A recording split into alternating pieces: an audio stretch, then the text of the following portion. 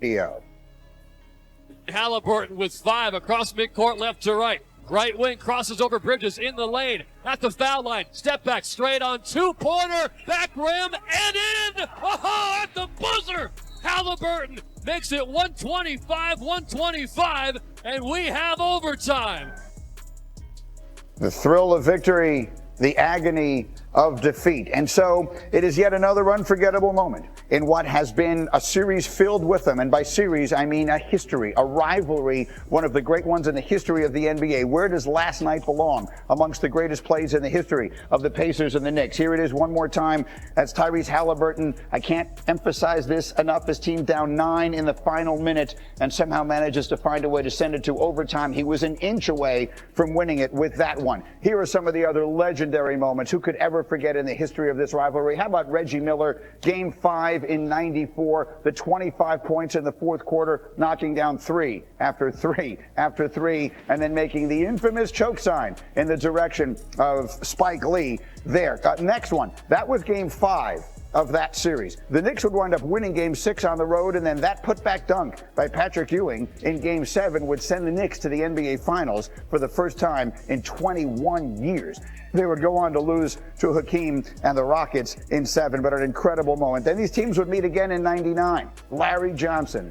Our old buddy Jalen Rose still can't watch this. Larry Johnson, the legendary 4-point play, the 3 plus the foul. The Knicks, as an 8 seed, would go on to the NBA Finals. But the number one moment in the history of this rivalry has to be Reggie Miller, the 2 threes in the 5 seconds. He knocks that one down by 6. Then the obvious push-off, not called, makes the steal, knocks down another 3. 8 points in 9 seconds, cementing him as the greatest, maybe quite genuinely the greatest villain in the history of Madison Square Garden basketball. And so last night, adding yet another chapter in the history of this remarkable rivalry between these two. And so, Alan, as we look at a moment like that for Tyrese Halliburton, a player who his peers voted him as one of the most overrated players. Jay Williams said this morning he might be the most underrated player in these playoffs. And frankly, that's a moment that'll live forever. What you also love is he's aware of the history, too. Like he talked about watching Winning Time, the 30 for 30, about that series, about Reggie Miller. He has watched all that stuff, and so he understands that moment, obviously going right to the choke sign and pointing right to Reggie Miller, who was courtside calling it. You know, that is all part of the story, and we talked about this before going into the series. The 4th time they met in a conference finals, ties for the most meetings, the history they have had, these moments that you keep talking about. And keep in mind, too, that the choke game was a Game 5. They ended up winning that series, of course. Right. But the 8 points in 9 seconds was a Game 1 at the Garden that flipped that series. The Knicks lost that series. I mean, the fact that 20 years later, Reggie Miller will be calling the game, and that would happen again. The irony, come on. This to me feels worse than that. That almost felt like a kill shot with Reggie Miller because it happened so fast. You're almost like, what the hell just happened? Yep. This one was like, oh, you know this person is going to pass away in the next 10 minutes. And you just have to sit there with them and watch it in real time. It felt more grueling in that capacity. Especially in that building, because those people know the history and they were feeling it happen again. Anxiety occurring throughout that process kept building. Well, even the Game 1, we've talked about it before, right?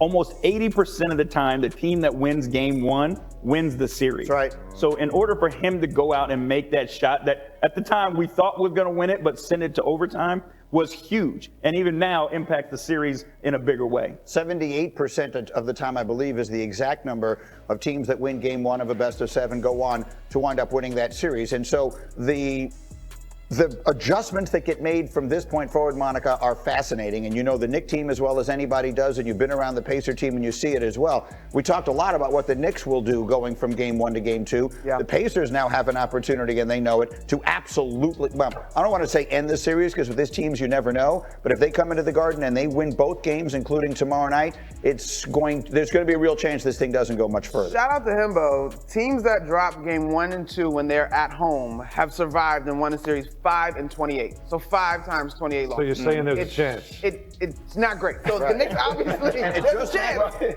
We, of course, just saw it with the Celtics and the Knicks in the previous series. So the Knicks obviously are in a big-time position in terms of getting Game 2. But to the point about the Pacers, going small down the stretch was a terrific move in terms of creating more spacing, but it wasn't as if Miles Turner had a poor game. He had 14 points. I mean, they obviously got productivity up and down their roster in terms of that being their signature in terms of how they play.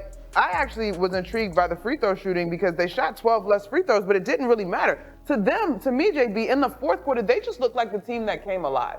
And even though Nesmith was on an all-time heater, I thought top to bottom, even Ben Shepherd, the 7 minutes that he gives you. Remember last year, Ben Shepherd couldn't do nothing defending Jalen Brunson in that series, and you could see the growth in terms of the experience that a year gives you. Well, I think, it's not a knock on what Miles Turner was able to do, but I think they just got faster. Correct. And when you're down by as many points as they were, and you want to try to create an advantage, like you go back and watch that film, Obi Toppin's first 2 steps every offensive possession are at full speed. Siakam was the same way. So small and faster when you're trying to make up time as quickly as you can is what I thought they got when they put Obi Toppin and Siakam at the 4. I just think one of the biggest things on display right now is the whole year we've been talking about Tibbs and depth. Right? What does he do with that depth? And I think that's going to come into play here in this series. Or lack thereof. 53 minutes in game 1. The Pacers steal it. We will have much more to do. Hey, they was right there, but I got you. The game, game 6, game 7. The game went awful long and went deep, and the Pacers. This is the cover of the